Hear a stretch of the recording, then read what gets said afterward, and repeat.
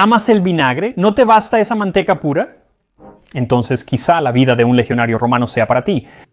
Hoy haremos posca, el Gatorade romano y una manteca hervida que quizás comieron los hombres de César antes de cruzar el Rubicón.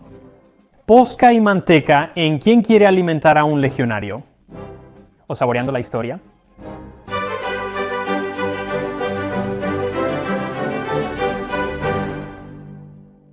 Bienvenidos al mes de Roma. No sé por qué siempre es con acento inglés, pero ya sabes, culpa a Hollywood. El video de hoy surge de la necesidad de alimentar y abastecer a tu ejército romano en el juego. Para saber qué comía un ejército romano consultamos al general Ovidio Casio, quien ordenó llevar solo laridum ace buccellatum atque acetum, tocino, galleta dura y vino agrio. Y ese último ingrediente, el vino agrio o vinagre de vino, que en francés significa vinagre de vino agrio, es el ingrediente principal de la posca. Bueno, uno de ellos, el otro es agua, y como básicamente es solo agua y vinagre, sería un episodio bastante corto, así que también voy a incluir una receta de apicio para tocino hervido, así podemos cubrir 2 de las 3 cosas. No voy a hacer el buccellatum o pan duro, porque acabo de hacer eso, y pondré un enlace a ese video en la descripción. Así que empecemos con la posca. Siempre que digo eso, pienso en Tosca, mi ópera favorita. Si no la has escuchado, deberías hacerlo porque es fantástica, aunque no tiene relación con nuestro tema de hoy. Eso es todo lo que diré. Ve a escuchar Tosca. Ahora, cuando se trata de una receta de posca como la que bebían las legiones, no tenemos una. Plutarco dijo algo similar sobre Catón el Viejo durante las guerras púnicas. El agua era lo que bebía en sus campañas, excepto que de vez en cuando tenía una sed intensa, pedía vinagre o cuando su fuerza flaqueaba, añadía un poco de vino. Y es esa adición de vino agrio o vinagre de vino lo que lo convierte en posca, pero no sabemos nada sobre las proporciones de agua y vinagre, ni si alguna vez le ponían algo más, aunque podemos darnos una idea de lo que tal vez hacían por algunas recetas mucho más tardías, pero esas vienen de varios siglos después de la caída del Imperio Occidental y se usaban principalmente con fines medicinales, excepto una del siglo VI que la usa solo como un ingrediente, para poner sobre melón con poleo, pero no nos dice cómo hacer realmente la posca. Pero voy a leerte una de esas recetas medicinales posteriores, solo para que te des una idea de cómo eran esas mezclas. Todas eran más o menos del mismo tipo. Esta se llama posca litontrípica, y eso significa que tenía algo que ver con disolver piedras en los riñones. Piedras en los riñones. La posca litontrípica de poleo, de mastique, de semilla de perejil, de menta seca, de sal común tostada, de semilla de cilantro, de nardo, de anís, de ami, de hoja india, de pimienta blanca, de semilla de grama, de betónica y de vinagre fino. Cuando todo esté bien triturado y cernido, mézclese con vinagre por 3 días y póngase al sol 40 días. Después, el paciente debe sorber la poción en un baño tibio. Ahora, un antiguo legionario romano no tendría acceso a casi ninguno de esos ingredientes, ni tampoco tendría acceso a un baño caliente la mayoría de los días, así que sabemos que no estaban haciendo esto.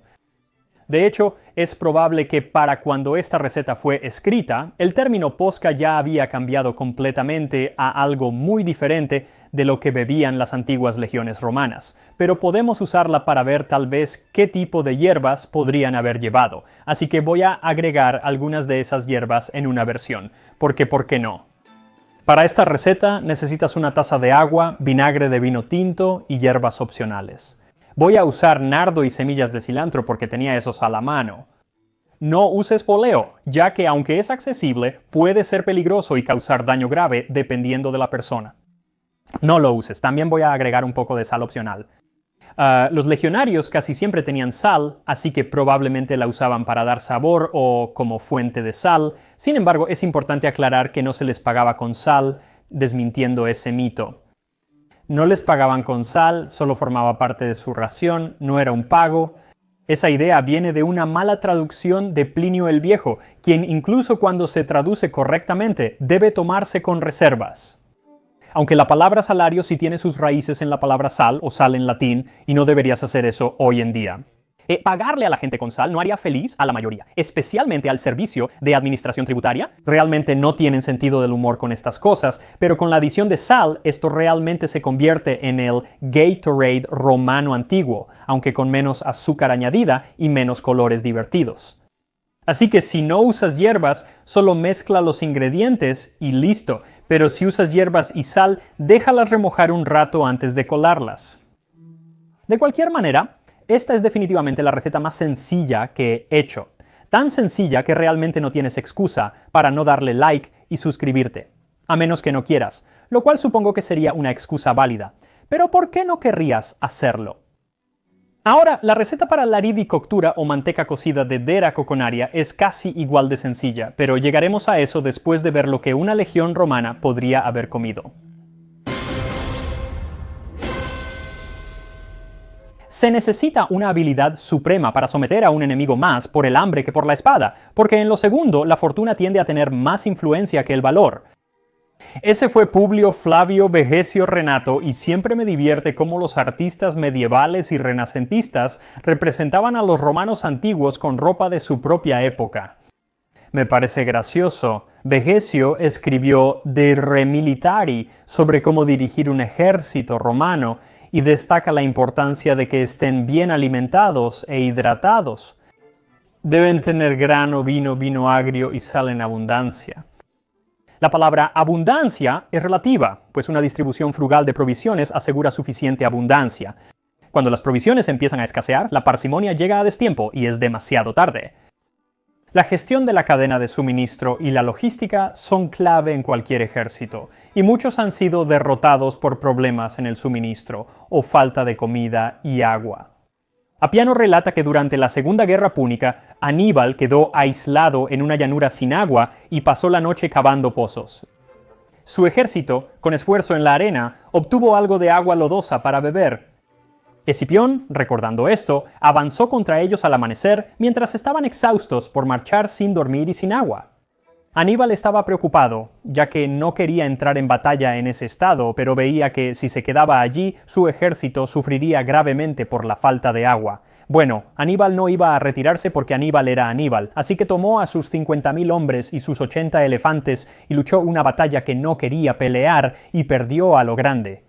Prácticamente terminó la Segunda Guerra Púnica ese día, y todo fue porque, o al menos en parte porque, tuvo que pelear una batalla debido a la falta de agua potable.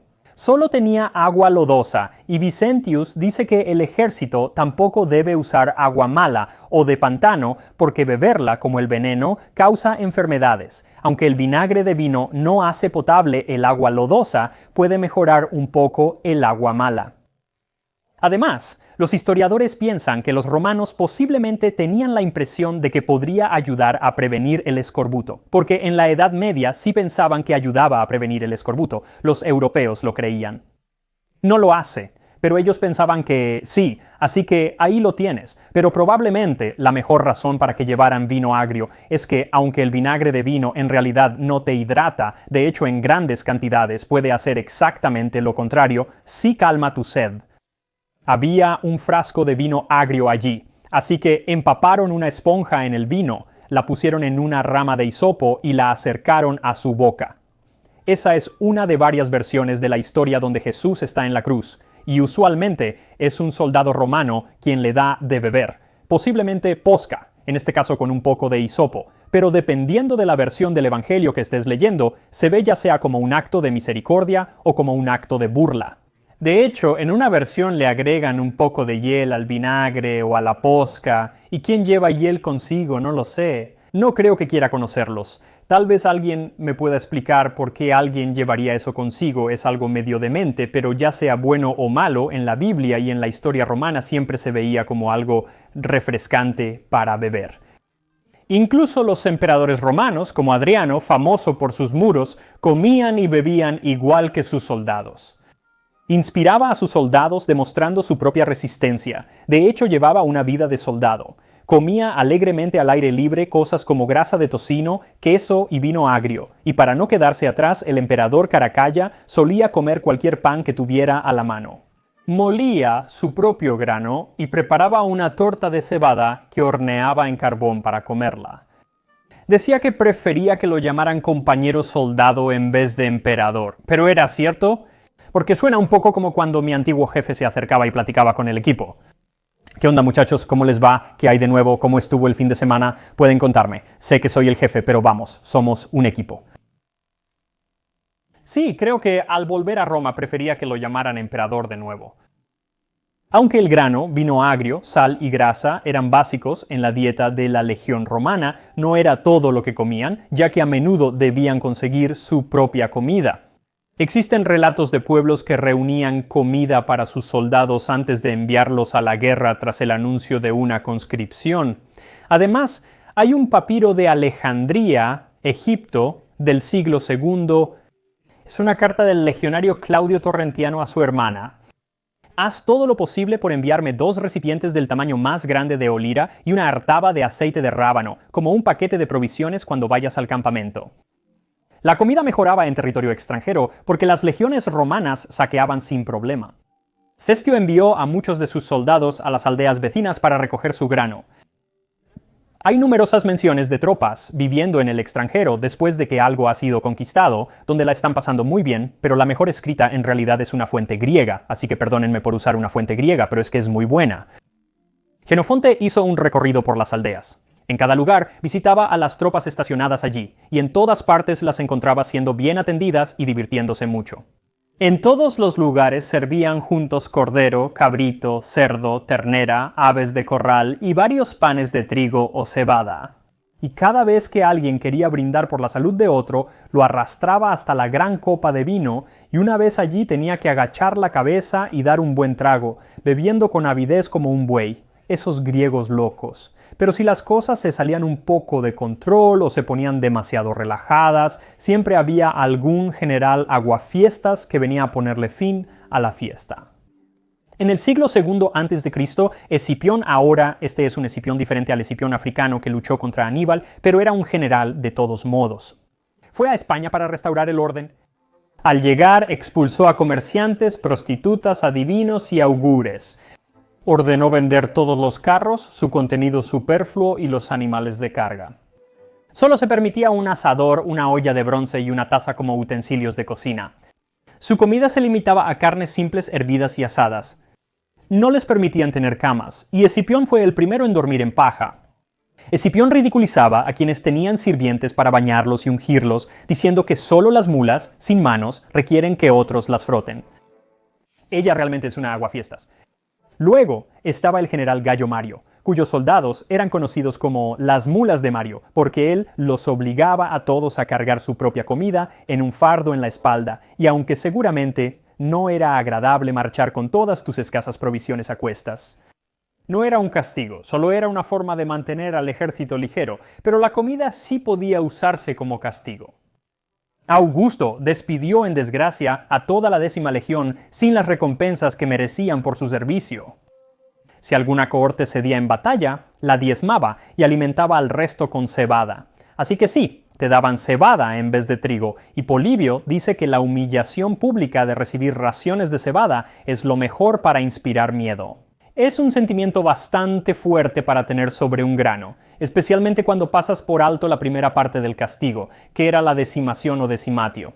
Eso ocurría cuando los hombres echaban suertes y el 10% sufría la fustuarium, es decir, eran golpeados hasta morir con palos. Prefiero la cebada, gracias, pero no hoy, no quiero cebada. La receta de manteca, o lardo, proviene de apicio, manteca cocida, hervida en agua con bastante eneldo. Rocía un poco de aceite y un poco de sal. Solo necesitas un poco de lardo italiano o cerdo graso ahumado. A menudo se traduce como tocino, pero no es el tocino que conocen los estadounidenses ni el que conoce la mayoría. Es prácticamente pura grasa, un montón de eneldo, aceite de oliva y sal. Pon el eneldo en agua hirviendo, agrega manteca y cocina de 5 a 7 minutos hasta que esté suave. Corta en rebanadas, rocía aceite de oliva, espolvorea sal y sirve. Aquí están posca y laridicoctura. Aquí vamos.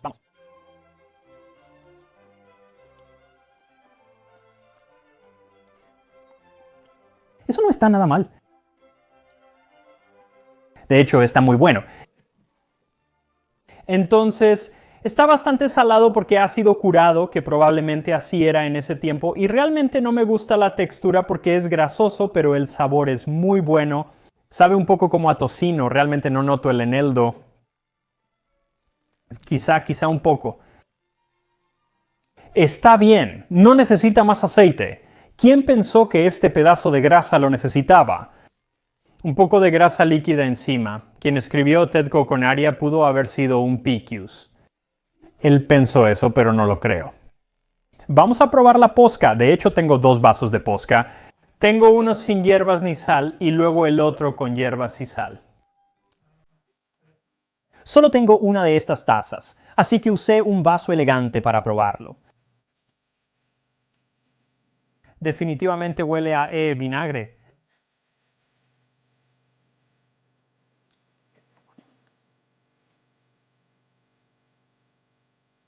En realidad no está mal, no quisiera mucho de esto, pero en realidad está bastante bien. ¿A qué me recuerda? Es como una fresca ácida o algo así, pero sin las burbujas. Parece ácido, pero no lo es. No está muy ácido. Probemos con las hierbas.